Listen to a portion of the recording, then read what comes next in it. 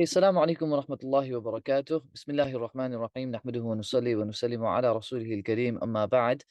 And welcome everyone to this webinar. Welcome to this free open webinar that is for everyone, inshallah ta'ala. Just a quick clarification, this is not the course itself. Some people have been assuming this is the course itself. The course is starting on the 1st of November. What's this course? And that's what we're basically doing this webinar for to kind of introduce this course. So the course's title, as you know, is The History of Ulama in the Indian subcontinent, and we've been preparing for this course, as Brother Shah will tell you. We've been preparing for about good 3-4 months in advance, and he's been probably preparing even before that, seeing just having a look at some of his content. MashaAllah, it's really good. Now today's session, like I said, is just a taster. It is not the actual course itself. And along with Brother Shah, we've also got a few professors, alhamdulillah, also joining us. Professor Sher Ali Tareen, whose book I do actually have as well, alhamdulillah, with me, Defending Muhammad in Modernity. This is a fantastic book. I've not read the full thing. I'm about quarter way into it, and then I kind of stopped for a little while, and I need to get back into it. But alhamdulillah, it's a wonderful book. And interestingly, this book was actually given to me by my wife, who was obviously not my wife at the time. Before we got married, it was given as a gift. She wanted to get one book for me, and through my family, I sent across the message that this is a book I want to read. So that she bought me this. So it's kind of an interesting situation where about 4 or 5 years later, he's coming on to our program. So that's brilliant, alhamdulillah. And he's also written another book called Perilous Intimacies, which is all about Deobandi, and not just Deobandi, Barelwi. I think it's also, I've not read the book, again, Brother Shah will know more.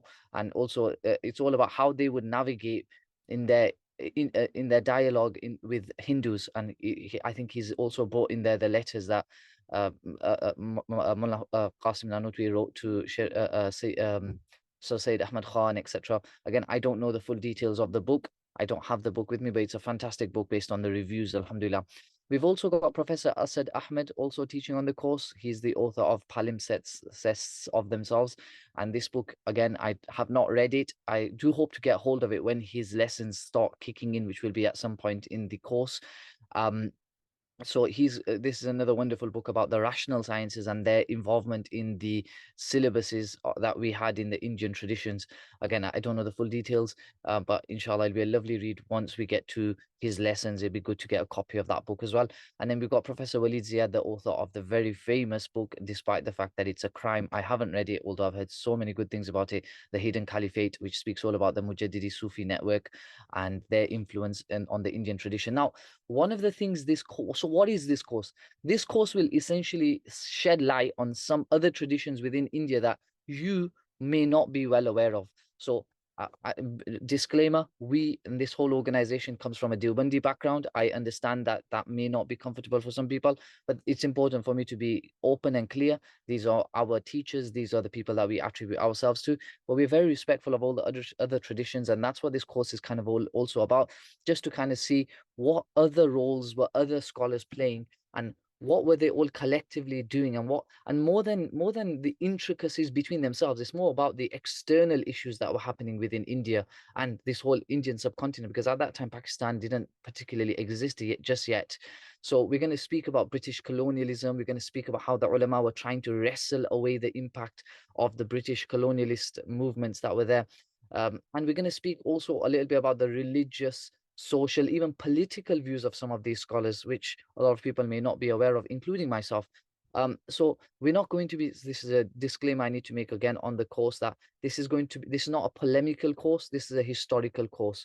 And I think we've kind of clarified that, alhamdulillah, most people have understood this brilliantly as well, alhamdulillah. So we won't be going intricacies of how they're now the Imkanul Kadib. This is not going to be the focus of the course. We might touch on some of these things, but the primary discussion will be the social, political, religious views of these scholars and the historical context in which they kind of lived in. And of course, you're always welcome with all the people who have joined this course. Alhamdulillah, we've got over 100 people that have joined this course. We've still got 2 weeks left for this course to start. So please do join the course. It'll be really beneficial for you. I think this would be a fantastic course. And obviously, once you join and you're on the Telegram group, we are having an issue of, as we know, Telegram is not allowed, is banned in Pakistan. So we're working around that because we do want to have some discussion. We're not sure whether we should open up the WhatsApp chat. We usually have all of our discussion on the Telegram group, and we have all of our recordings on the website. So we will still have all the recordings on the website. All the recordings will be provided lifetime access. It's just a 3-4 month course. It's well worth the course itself. It's well worth the fee, I think. Allahu alam. And inshallah ta'ala, we'll try to also open up for discussion. So even if there's anything in the course which you think, I don't agree with this, absolutely, call it out.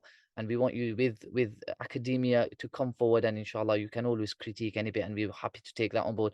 And Brother Shersha, so gentle and so kind on some of these things. He's just, mashallah, very, very accommodating, and I'm sure he'll be more than happy to listen to your arguments, inshallah ta'ala. Now, another thing that I just wanted to kind of just show you very briefly is the website itself. So I'm just going to share my screen before I hand it over to Brother Shersha, who's going to introduce us to this course. He's going to actually tell us about what this course is actually all about.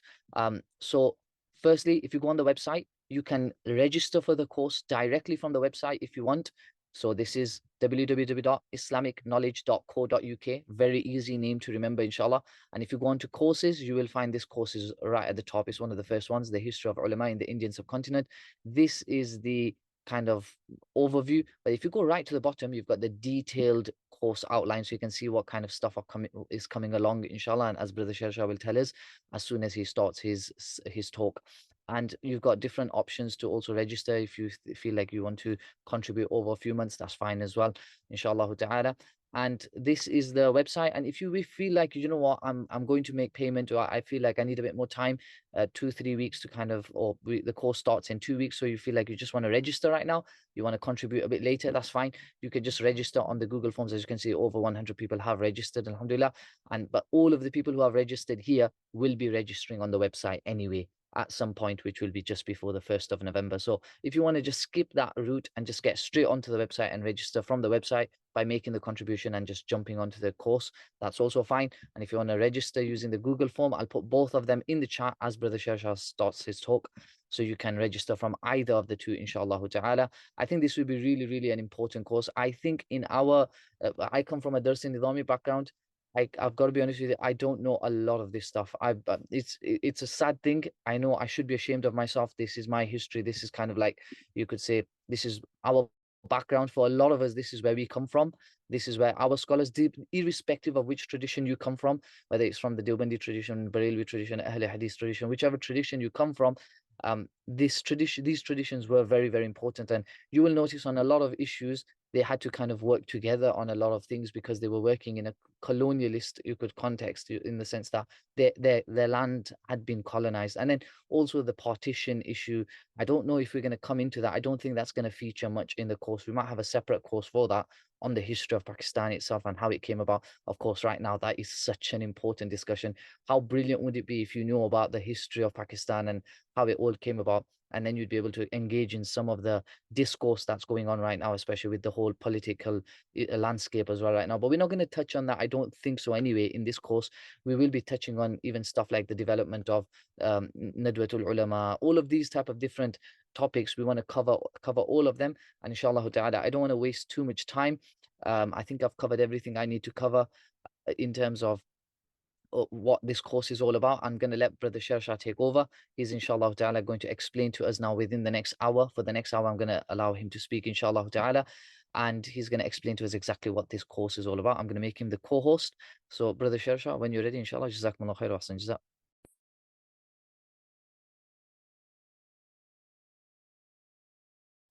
Brother Shersha, I've made you the co-host when you're ready, inshallah. Right. Wait, let me just show my. Right, so am I audible? Yep, we can hear you. Jazakumullah. Right. Okay. Assalamu alaikum, everyone. It's really nice to see you all. Yeah. So I guess so because we don't have a lot of time, I'll just start with the. I'm just going to share my screen. Before I explain the content of this course, I just want to give a brief introduction. Who I am, why am I, focusing on South Asian Islamic history? That's another word for this, South Asian Islam. Why am I studying it, and what's the purpose for this? So it's not on. Right. Okay. So I'm just going to give a brief introduction. My name is Shersha Khan. I am 23 years old. I just graduated from university with computer science degree. And but so for the past 1 year or so, I have been focusing on South Asian Islamic history. And specifically, I've been focusing on, in fact, let me just stop sharing my screen so that Mufti Mas, is it possible, Sheikh, is it possible if we can have like a gallery view so that people can see me? So like once the content, like once I start talking about the content of the course, then I can, share my screen. I just want Yeah. to, Yeah, uh, so we can on my screen I can see you right now. I okay, can see you right now. And maybe if you go into the right. corner, you'll see in that view. So everyone sees differently depending on what their settings are. So Okay, I can just see you as the main speaker. If you just change your settings, you'll be able to see yourself as the main speaker, inshallah. right. Okay, perfect. Yeah. Okay, yeah. So I just graduated from my university, and I've been focusing on South Asian Islamic history for the past one and a half year. So while I was doing my final year project, I was also reading Dr. Tareen, Dr. Zaman. Um, and I also have a YouTube channel. I basically interview scholars. So the scholars who are going to be part of this course, Dr. Tareen, Dr. Ziad, and Dr. Asad Ahmad, I've actually interviewed them before, and you can watch the podcast on my YouTube channel. So this is something that I've been studying for quite some time, but I've been reading intensively for the past like 4 months. So this course is made up of 30 books. Some of them I actually read a long while ago, but a lot of the books I actually read while I was preparing lectures for this course. And I was also in contact with some scholars who are obviously in Western academia, but they're very sympathetic towards our Islamic tradition, like Dr. Tareen. Dr. Tareen is very sympathetic towards our tradition, and he's working in Western academia. Likewise, Dr. Asad Ahmad and Dr. Walid Ziad, Dr. Qasim Zaman. So this is my background. I am learning Arabic right now. Basically, I do aim to study the Alamiya course in the future, inshallah, if I'm able to. So I'm working on my Arabic right now. Maybe like in an year or two, I will apply to like, I don't know, Dars Nizami, or I will apply to the online program of that university in Egypt. I forgot. So this is my background. So I'm going to share my screen now. Uh, so I can Yeah, so this course is about South Asian Islamic history. And specifically, we're talking about the role of ulama um, from the 16th, 17th century till the 20th century. So basically, we will go over some questions here. For example, why was it so that in the 19th century there was a rise in the fatwa writing of ulama? That actually happened. There are many scholars who actually documented this. If you look at the 19th century in particular, we do see an exponential rise in fatwa writing. And so scholars debate this, like what were the reasons, and scholars have given different opinions on this. So Professor Metcalf says that one of the reason for the rise in fatwa writing was the fact that Sharia courts were disbanded, so there was no Muslim Qazi sitting in Sharia court. That was ended by the British. And the ulama found fatwa writing in Urdu as a way to educate the masses on Islamic teaching, basic Islamic etiquettes, religious knowledge, etc. So that's like one. So we will talk about like the social background, political background of this, the intellectual background, the change in language that happened in the colonial era from Arabic to Urdu as the lingua franca. So we'll talk about that. We'll talk about, for example, how kingship was understood in the Mughal and Safavid era. So this is the pre-colonial era. How was kingship imagined, and how was sovereignty imagined? And more importantly, what is sovereignty? Like when we use the word sovereignty, what does it mean actually?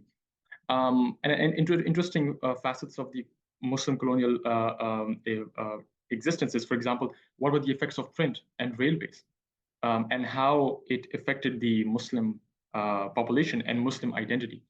So for example, print had a great influence on the ulama-led social and political organizations like Jamiyat Ulama Hind, right? So basically, the British schools had this idea of, old school boys, right?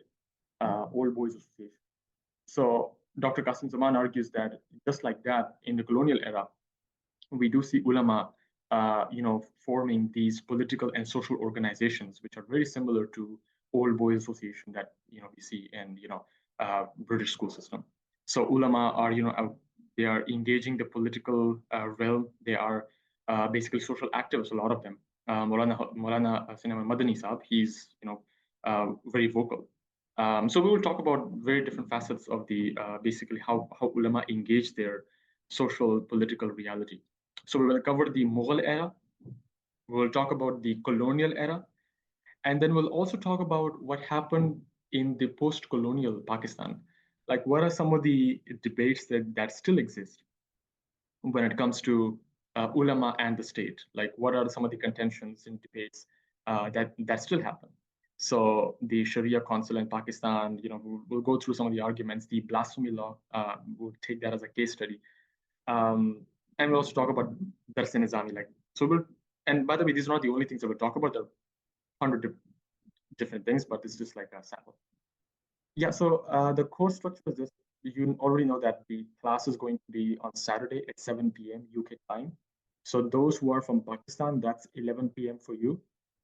If you're from India, that's 10:30 p.m. Okay.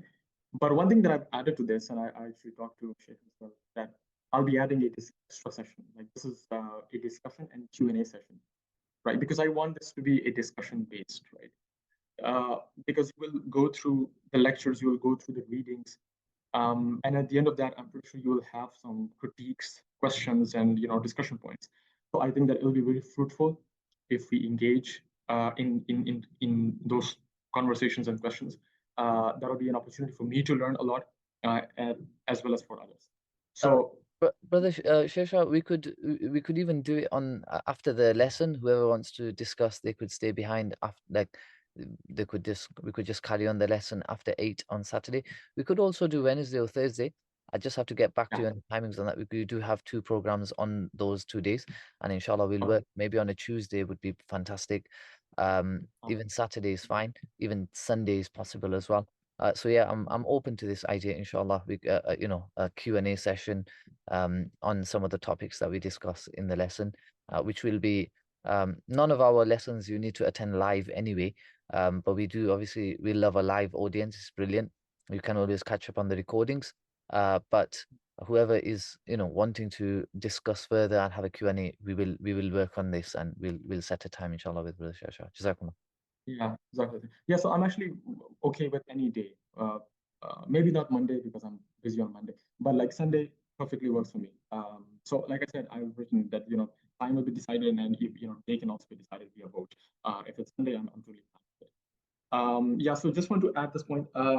So the discussion session will follow the lecture. So once we have the lecture session, there will be slides. I'll basically introduce you to the lecture and some of the main arguments, right?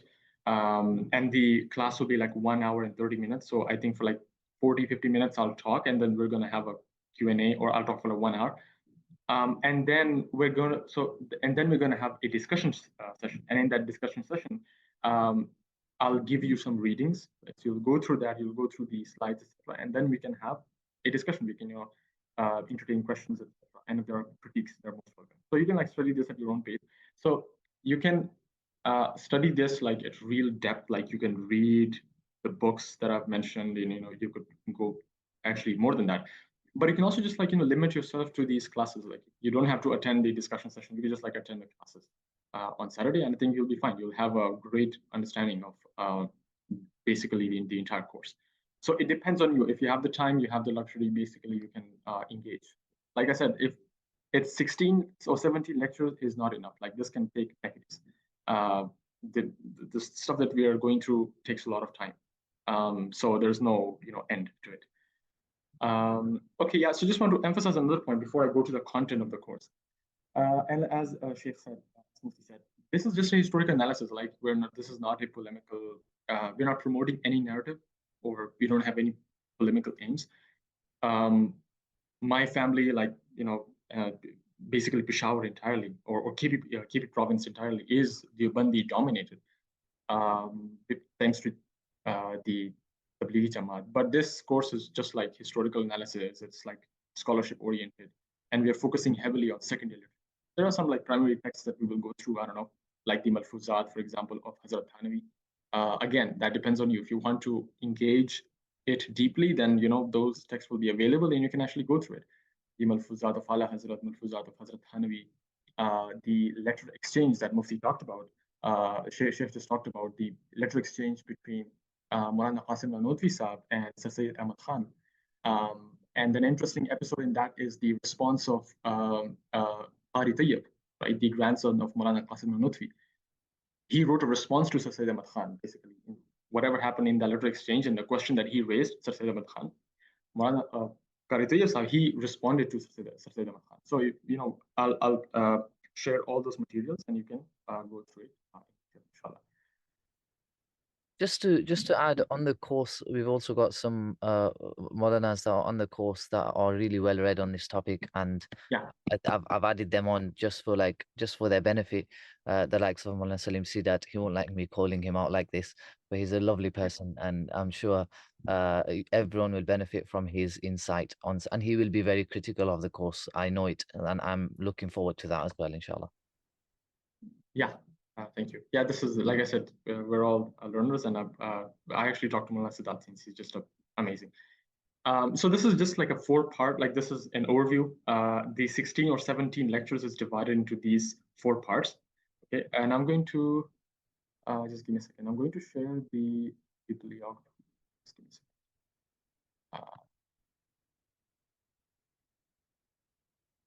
Hold on. Okay, just give me a second. Okay, so yeah, so this is the bibliography. Okay, you can see these are like 20s. This course is basically taken from these books, 26, 27. There are a couple of books that I haven't mentioned, but like that's basically it. Um, yeah, okay, so let me just explain the parts and like specific lectures. So the part number one talks about, broadly speaking, part number one, we will talk about the social, political, and intellectual history of the Mughal and Safavid dynasties, right? And why do I say Mughal and Safavid? Because these two dynasties or empires, they had a shared worldview, and we will see that they had a shared culture, shared language. So there's a great scholar. His name is Dr. Richard Eaton.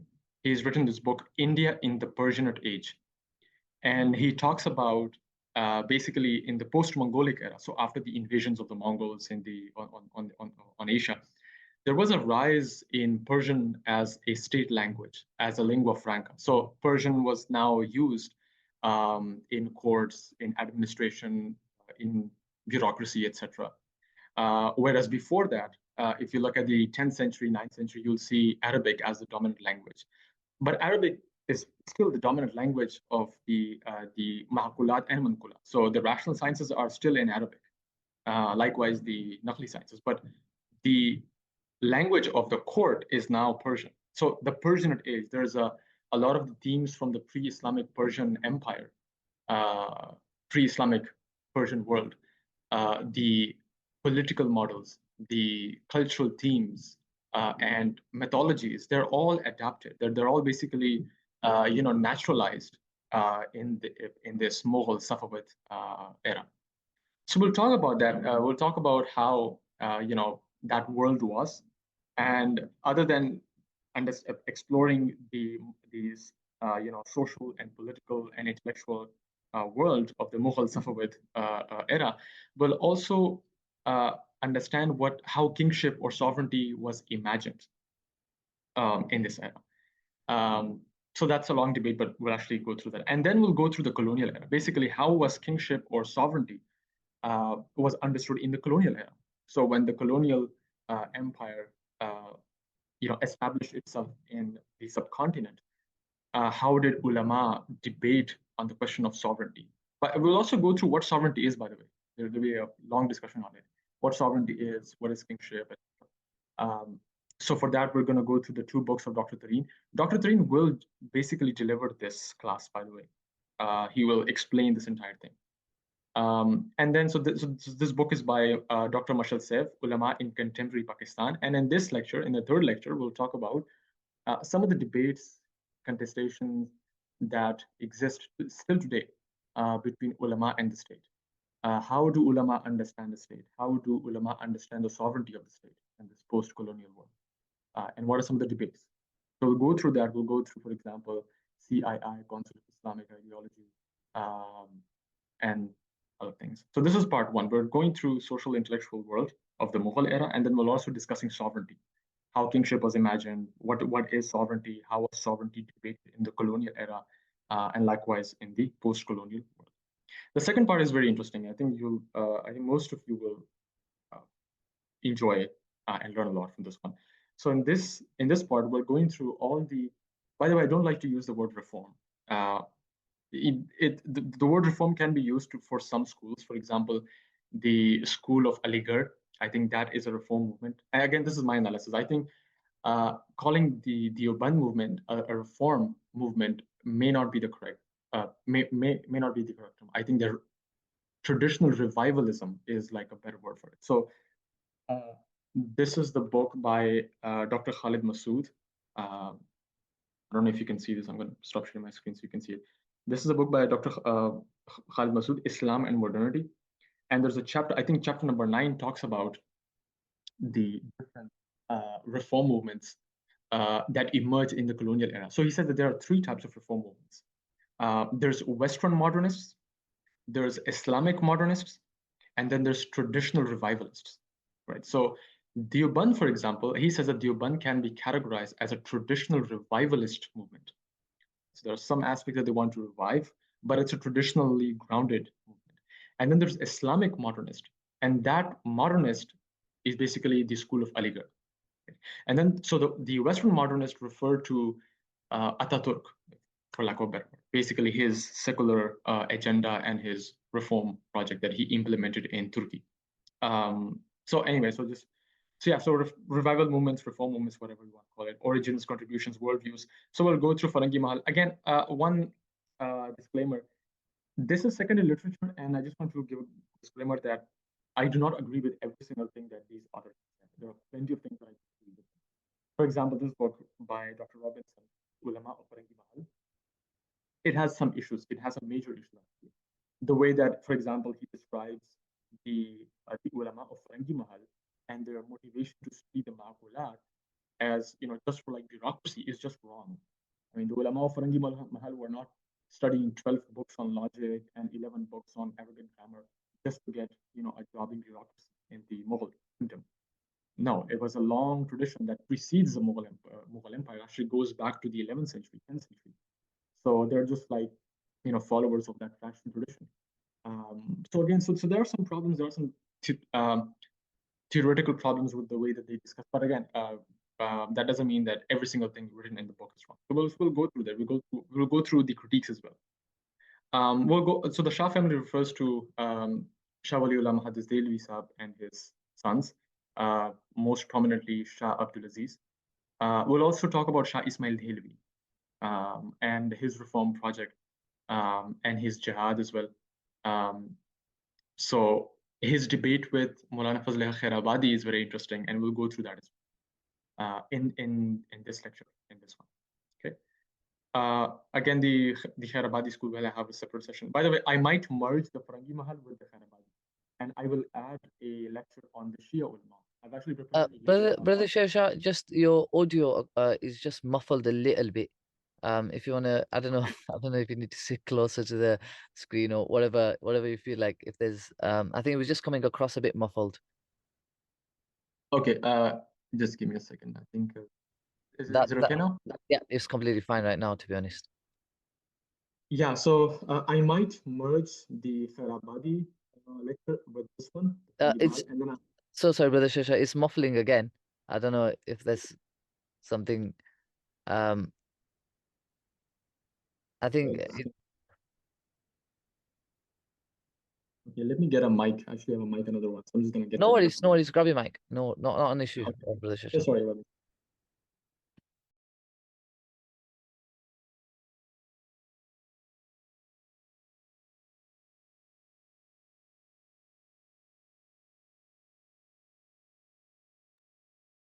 So whilst we're waiting for Brother Shasha as he's getting his mic, just a reminder that you can register on the Google form. I'll put that in the chat, and please do share it with everyone, as many people as you can.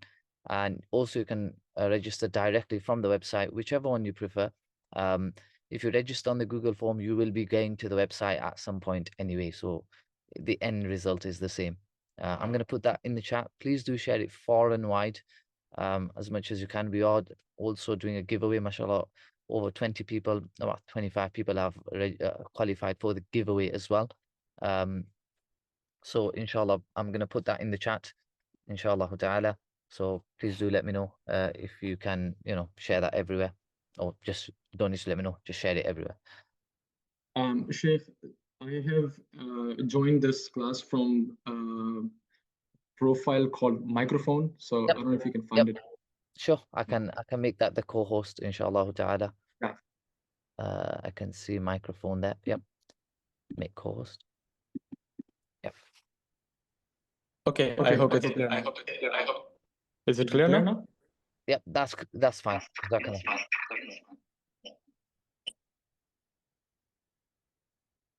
Okay. Yeah, so let me just start with it. Okay, so yeah, I was just saying I might merge Farangi Mahal and Khairabadi, and I'll add a lecture on the Shia Ulama. I've actually prepared a lecture on it, but I just, there are still, by the way, there's still 2-3 lectures that I've prepared, but I've not added to it because of obviously, you can only discuss so much in like 16, lecture series. There's going to be a class on Aligarh because we know that the movement of Aligarh was very important. It had, it still has, by the way, a lot of influence. Yeah, so we'll also go through in detail. We'll go through the Deoband movement, the Tablighi Jamaat, and we'll go through basically the founders, the main, main scholars, and also their political views in the 20th century. We'll also go through the Barelvi school, and we'll also have a session on Murad Maududi and his Jamaat Islami project. So, and then the third part is basically social and intellectual histories, scholarly networks, and curriculum. So, so this is basically history of Sufism. I just want to lay the groundwork. I just want to connect all the dots in this class. It's because the Sufi movements are very important in India. So this is going to give you an entire history of all the major orders, Sufi orders, their work, the main ulama from each order, and also their contributions, like what they did. Maybe like there was like a major event, and that this one scholar who did something new. This session, Dr. Asad Ahmed is going to attend. He's going to deliver this lecture, right? And this lecture will be delivered by Dr. Walid Ziad. Okay, so this lecture is about the Mujaddidi Sufi scholarly network centered in Peshawar, right? So it's like most like Pashtun area. So the main protagonist of this Mujaddidi Sufi network between Indus and Oxus is Fazl Ahmad Peshawari. He's also known as Hazrat Jio Sahib. So Hazrat Jio Sahib, he is a descendant of Sheikh Ahmad Sirhindi. And in this class, we'll basically learn the students and khulafa of Fazl Ahmad Peshawari, also known as Hazrat Jio Sahib, his sons, his great grandsons, and also his disciples, his khulafa. So his network basically reached from Peshawar to Bukhara, from Peshawar to Kabul to Herat, and all these places. By the way, the scholarly network of Hazrat Jio Sahib is just one node of a much bigger Mujaddidi network. Like the Mujaddidi network, it's like from Russia to Philippines. It's very vast, right? And Fazl Ahmad Peshawari he's just like one node of it. Right? So we're just focusing on that. This one is just about the commentarial tradition in the Makulat sciences, in particular logic. Like what was the commentarial tradition and how did scholars wrote commentaries on logic? So Dr. Asad Ahmad is an expert. It took 10 years for him to write this book, by the way. And he read over 100 commentaries and super commentaries on a basic logic text. So the text was called Sulam al-Ulum, and I'm pretty sure it's taught even to this day in the Madaris. So Sulam al-Ulum was written by Muhibbullah Bihari. He was a great scholar, great logician, and also great legal theorist. And so he wrote this book on logic. And then there were scholars who wrote commentaries, super commentaries and super duper commentaries, basically third order commentary on that logic textbook. So that book was like widely read, widely studied. In fact, I actually read that there were Pashtun scholars in Swat who wrote commentaries on it, second order commentaries on it. So this was, again, Dr. Asad Ahmad is an expert in that. He's going to explain all of it. This is an interesting lecture. We'll basically talk about, this is a case study. It's about how Sufism encountered the Indic traditions, the mystical tradition in India in the Mughal era. So this book by Professor Nair, Translating Wisdom, is an interesting one. And then we're also going to have a session on basically how did print and other cultural transformations, how did it contribute in to creating a Muslim identity in the colonial era? Like, how did this, like the Muslim identity that emerged in the North Indian, world, how was it? And how did people argued? What were some of their main contentions, their aspirations, and what were their projects? Like, what were they trying to argue for? So Professor Zaidi has this book, Making a Muslim, reading Muslim publics. Basically, you have this in the 19th century. You have Muslim public, like the masses, who are literate, like they can read, right? So they are consuming literature now. So it's a reading public. So and this transformation where we're seeing a reading public is very different from the past, because in the past knowledge was very limited. It was only limited to scholars. But now, thanks to print and other technologies, there's an emergent a reading public. So how did that public engage in debates, discussions? How did they imagine themselves? What were their aspirations? And we'll go through all of that. And then the last one, in the last part, we have two classes, two lectures. One is basically how Anglo-Muhammadan law was created in the colonial era. And so this is a great book by Professor Siddiqui, Islamic Law Under Trial.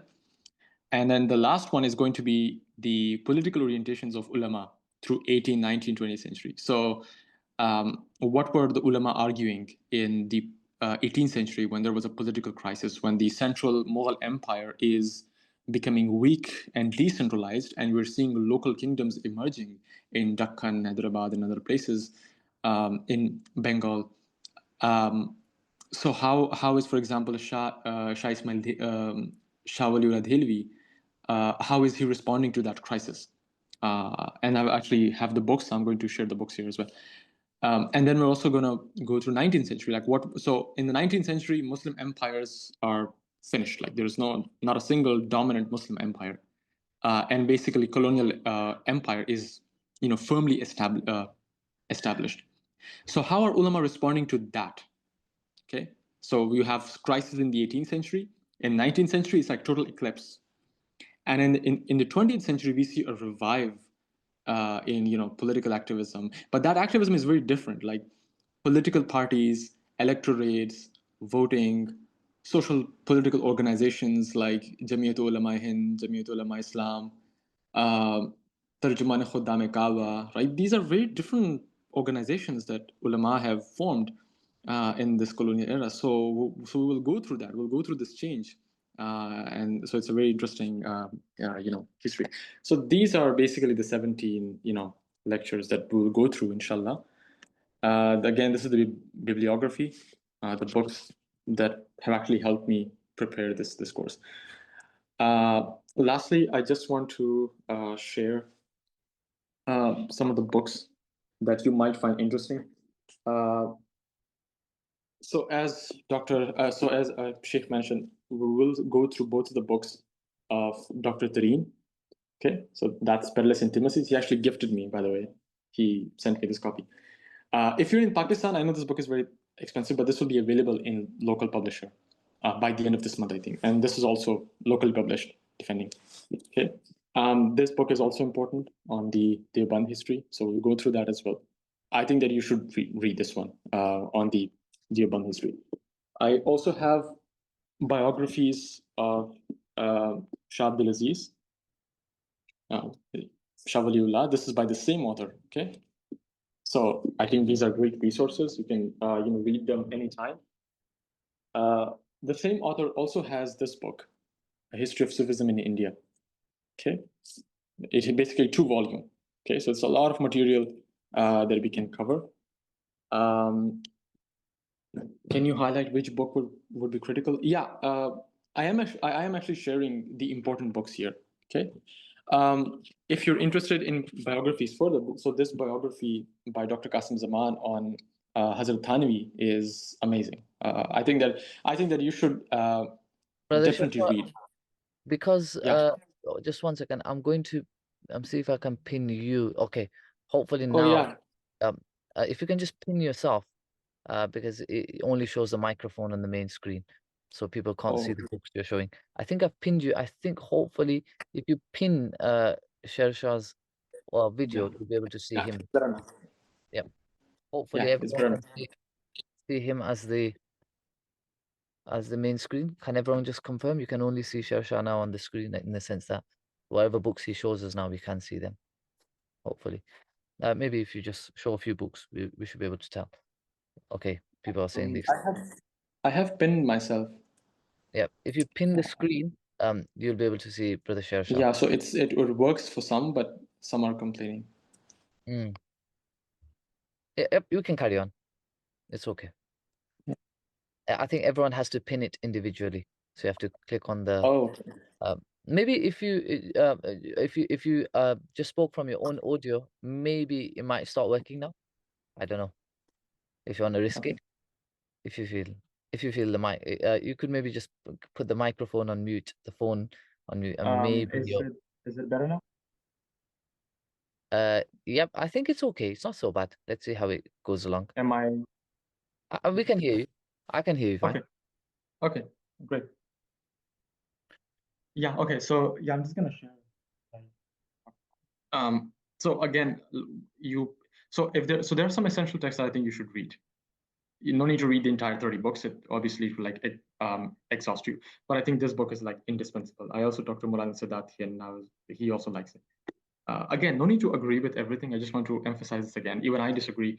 So Dr. Tareen disagrees with a lot of the framework and all of the arguments that Dr. Metcalf uses, and we'll go through that, what those arguments are. But the thing is that these disagreements they're actually very common. That's not like a huge big deal. So this book is very important. I think that you should definitely get this one. This was the last copy in the bookshop, and I just got it, so I'm lucky. Another text is this one, Islam in Pakistan by Qasim Zaman, Dr. Qasim Zaman. I also invited him to the course, but he's extremely busy and also very reclusive. He doesn't talk a lot. But this book, I think you should have this book. This will give you a good understanding of, in the context of Pakistan, the role of ulama. So this book.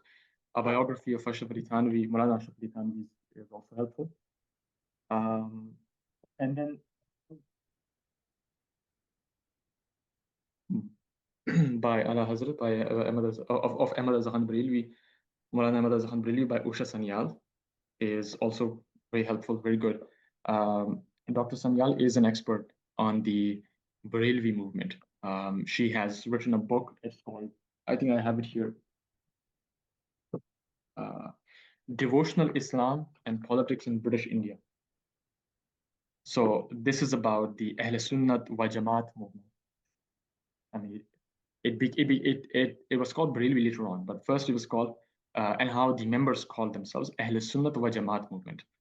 The book that I talked about, again, you don't have to read this, by the way. This is not the essential text, but I think it's an interesting read, Translating Wisdom, that I talked about. Basically, it's an encounter of Sufism with Indic traditions. And I think that's pretty much it. I don't think there's any other book. But if you like biographies, then again, these biographies are important, like Maulana Shah Abdul Aziz and his father Shah Waliullah. These biographies are by Sayyid Attar Abbas Rizvi. Okay, and this author is also has also written these books, The History of Sufism in India. It's 2 volumes. So that's another basically. Other than that, honestly, I don't think that there's like essential books that you have. I think that's enough. Um, so yeah, that's this was the overview. Um, Jazakumullah khair, Ahsan other- jazakallah. I yeah, thought that was fantastic. Maybe what we could do is we could just open up for Q&A. If anyone's got any questions, whether that's to do with the course content, whether it's to do with how the course will work, anything, inshallah, please feel free to fire a few questions and we can wrap it up in the next 10-15 minutes, inshallah ta'ala. Let me just wait to see if anyone's got any questions. There was a question earlier. Um, uh, what about Dr. Israr Ahmad and Tanzimul Islam? Someone asked. yeah. So there are again, it's you can only cover so much in a short 17 lecture course. Um, so other than Tanzim Islami, there is also Farahi School, Nadwa. By the way, we will cover Nadwa. I'll try to add that into one of the lectures. But there's also, for example, the Farahi School, which we don't have the time to talk about. But Dr. Isra Ahmad was an important player. He's an important scholar, but I think that we just cannot cover all of that. It would really exhaust it. I don't think people will like stick around for so long. There's a question here. Can I also request you add some stuff about south of India, current states of Kerala, Tamil Nadu, Andhra Pradesh, Karnataka? I don't even know how to say that. It will be very helpful as most of the IT stuff of India comes out of this belt. I'm not sure what they mean by that, to be honest. I don't know if they're thinking this is a computer science uh, course. I don't know. Is there some tradition that comes from this area of India? I have no idea. I don't Okay. very As we go along, can you comment on how some of these movements play out in real life in Pakistan? Are there efforts now to partner more between movements, etc.? Let me read the question. Yeah, you might just want to go Government first. and how some play out in real. Yeah. So not in Pakistan. Like I said, if you want to learn more uh, Islam in Pakistan, the question that you're asking, this book will answer everything. It has great. I think it's like 7 chapters, and I think it covers basically everything. How did Ulama, argued in the 80s, 90s, which was a very tense era. So how did Ulama basically play their role? Um, so I think that book will answer it. But we are focusing, our focus still limited mostly to the 20th century. So we will talk about the colonial era in great detail. Post-colonial Pakistan, that's, I think, again, it will extend it. We don't have a lot of time for that. Actually, just one thing that I want to add to the previous question about, which was about South Asia. So the Deoband movement, for example, is known for having, global type of influence. This book, Revival from Below, Deoband and Global Islam by Dr. Ingram, is interesting. So it also takes into account the Deoband movement in South Africa. It knows about it. There's a lot of ulama in South Africa. So this book actually does the work. It documents the Deoband movement in South Africa. This scholar was actually studying in South Africa. So I don't know about South India. I think that I haven't come across any either, but I'll be. Bro Brother Shesha, you've got one. Can you talk about Dr. Allama Iqbal? Will you be speaking about Dr. Allama Iqbal at all? Will he feature in the No, course? I don't think we've got a lesson on him, but unless you know better, will he feature at all? I don't think he'll feature. But I mean, I do have his books. I have read about him, but I don't think that he'll be part of this. I think that so when I'm talking about Aligarh, maybe I'll mention him. He wasn't from Aligarh, obviously, but like I'll just mention him like he was part of that same modernist circles, Islamic modernist circle. But not Mhm. it's not about him. It's about Sir Said Ahmad Khan mostly. Brother Anas Shafi wants me to unmute because he's got a question. Brother Anas, I'm going to ask you to unmute and it will let you unmute. Brother Anas, you're able to, oh, I'll have to ask. Yep, if you want to do that again, Brother Anas. Sorry, Assalamualaikum warahmatullahi wabarakatuh. So I do have a question, especially my senior, Talib Ilm, because I'm from the Western New York and I'm a graduate from Madaris University of Islamic system here. When I saw the course, I mean the whole dars, I was very excited because I've been studying about the legacies of the Deobandi because this is where the mothers, it's Ummul Madaris. One thing I noticed is during student time is many of the madaris kind of, if you ask any student, even Bukhari students who are very good, who is Shawali Allah, you know, what is They Dars don't. Nizami? They Yeah, don't know. I don't know. Matter of fact, I literally studied the trivium system in the medieval, and I compared it with the Dars Nizami, and Dars Nizami is ahead of it. And then when I spoke with them, it's very hard and difficult for me to have these type of intellectual conversation with many of my our students because they're so into Masail. Forget about tafsir is like more like Jalalain over. I want to know what make us into more like a factory ulama rather than because Dars Nidami, you and I both agree, is meant to build and produce a mujtahid, right? I want to know the cause of it. Like, I'm very surprised because I myself is very involved with the Tablighi Jama'ah, and well, when I see the course, I was so happy. I was like, because I never study it in course. Why? Because I read in many different books, not very in a structured way. That's my question. I really want to know what make us become a factory ulama. I I think don't that's think I can answer that. I think Mufti can answer it. Sheikh can answer this. I don't think I can answer this. to be honest with you, I think Allah knows best. Even I don't know if I'm the right person to answer this question. You know, people like Mullah Salim Sidat will be very good at this type of question. Even someone like Mullah Harun Sidat would be very good as well at this. I can speak from only my own personal experiences. It is more or less because of the fact that um, from the UK side, I don't know where Brother Anas is from. He sounded American. I don't know why. But in the UK, definitely seems to be that we don't study the history of ulum very much in our Dars Nidami.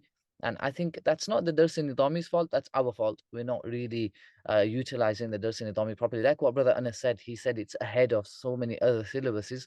And I fully agree that Western New York, yeah. So Brother Anas, same problem in the UK.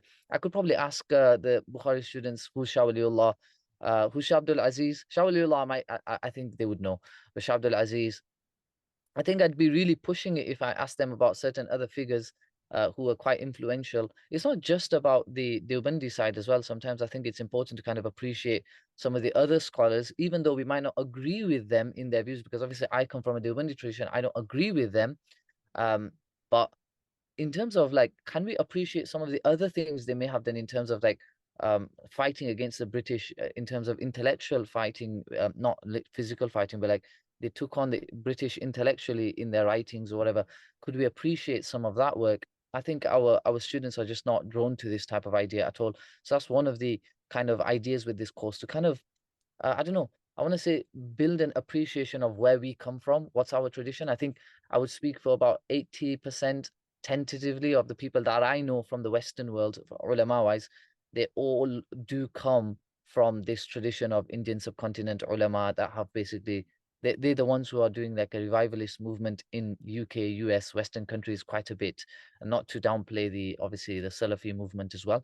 Um, so, but how many are actually aware of how rich our tradition is in terms of what, who were the key players, what were the activities we did against the British colonialist movements that were there, and you know all of these type of important figures. A lot of people don't really know much about them. Um, how did Molana and Shersha happen to collaborate on this course? To be honest with you, I've been following Brother Shersha for quite some time on Twitter in the sense that he's just amazing work. I've actually seen him take on a few, I don't even know who they are, but they seem a bit liberal people on Twitter. Some of them Muslims, some of them even non-Muslims. So it's really good. And I thought, you know what? As an alim, I don't know how to take these people down. If as ulama, we are trained in masail. I've got Tahdhibul Kamal here close to me. This is Mizzi. This is I've got Siru Alam Nubala behind me. These are all traditional works that are brilliant, amazing. But we need someone who might not be a scholar, but they can train us up to deal with some of these like modern liberal ideas that are coming through. Um, Not just liberal ideas, but sometimes ideas that are just questioning our tradition, making us feel like way backward.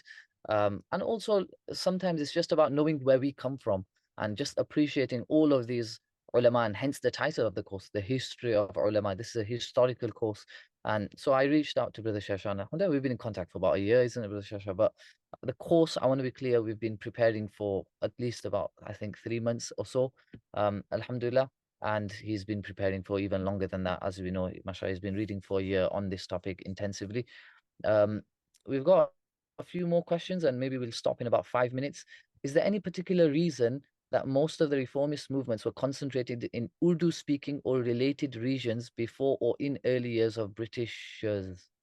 Not sure what that question is saying, but I think I can sort of work out what they're saying.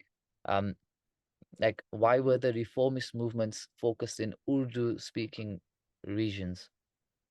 Yeah, so I think that um, the book that I mentioned, Reading Muslim Public, by Professor Akbar Zaidi, that book answers it.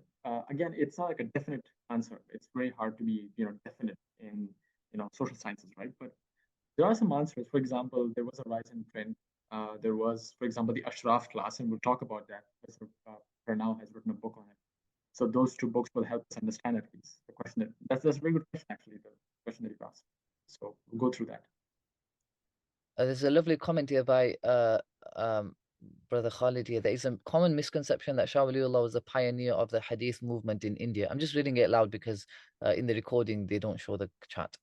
It appears that he played a pioneering role in Delhi, building upon the groundwork laid by Abdul Haq Dehlawi. I would even say the author of Al-Muttaqi al-Hindi as well. Historically, Mm. Delhi was more renowned for its focus on mantiq, logic, and philosophy. In the Urdu book Tarikh Ilm al-Hadith by Sayyid Aminul Islam Barakati, sounds like a lovely book, I don't have it. It is mentioned that Hadith sciences entered regions like Gujarat and other provinces of the Indian subcontinent quite early. For example, students of Sufyan al-Thawri were already teaching Hadith in Gujarat, subhanAllah. That's something I didn't know as well, Brother Khalid, Jazakallah for shedding light on that.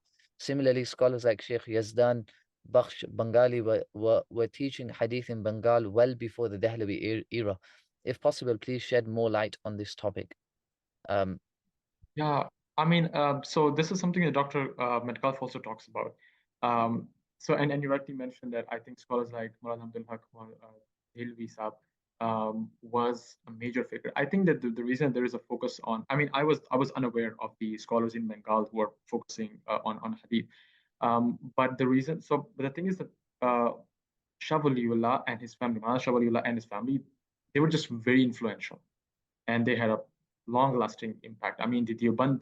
So if you look at the way that the scholars from Deoband, the ulama from Deoband, they trace their genealogy to, they trace the genealogy from Shawalillah. Like Maulana Shawalillah was like the starting point for them. So he brings Sanad through Delhi, and that's the narrative. Likewise, Ahle Hadith and the Deoband movement, and also the Bareli school of thought. So Shaulullah is like a central figure for these, and it just happened to be the case that these movements that emerged in the 19th, 18th century, they just spread everywhere. Whereas, for example, Farangi Mahal, most like almost entirely dies out by the 1920s and 30s. Whereas the Deoband movement, like after the 60s and 70s, is just like spreads everywhere. I mean, in Khyber Pakhtunkhwa here, the Deoband has actually taken over the entire province. Everywhere you will find a mosque, and most likely that mosque, the student will be, the imam will be from a Deoband madrasa. And so the Tablighi Jamaat has played a tremendously important role in that. I mean, the reason that in Waziristan you have, you know, uh, Marrakech where there are Tablighi Jamaat who are active is because of that. So I think it's about influence. It's about how you structure your organization. They also adopted, like I said, the Jamiyat Ulama Hind, Jamiyat Ulama Islam, like these type of movements, these type of organizations also played a huge role in like spreading that message. This is my answer to this question. Yeah, I've not forced him to say anything positive about Dilman, by the way, just in case someone's thinking maybe he's being influenced by the we want to appreciate everyone's input here, and in the sense that the other traditions as well, but who can overlook the impact of Dilband? Obviously, speaking from a biased Yeah. perspective, obviously I am obviously coming from that background. But we want to maintain, and we will. I want to make it absolutely clear.